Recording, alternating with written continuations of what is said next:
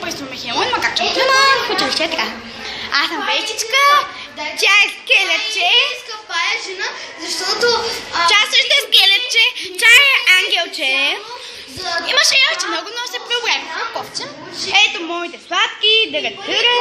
Ей, тези палецата са мои, аз ги раздавам на децата.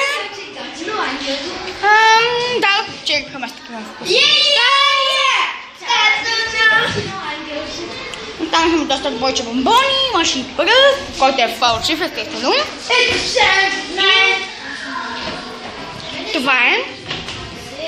Вие ще празнувате Хелуин. Ако някой празнува всяка година Хелуин, да ми пише отдолу.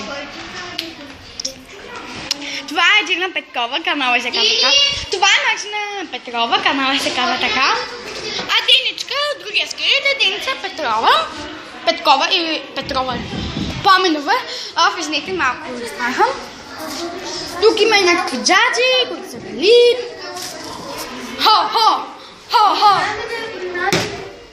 Добри приятели, това е вещичката Манинка. Нека доброто живее, но Хелуин да остане. Добре. Ето ги нашите тигли. Това е на манчето, това не знам на кой, това е на Адеито. Така е по-добре. Покажи го без запалка.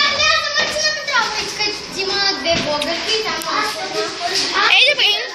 Сега ще покажа нашите чужди извън това. Ето тук, това е нашето училище, прозореца. Може да го видите, но сега не говорим за още неща, а за Хелуин. Това беше нашия Хелуин, тук има едно учинце. И много красни, сладкищета. И много други неща. Какво е това? Училище! Няма да сме на училище!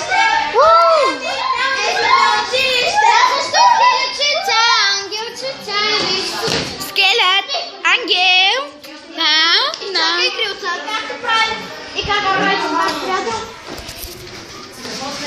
Как?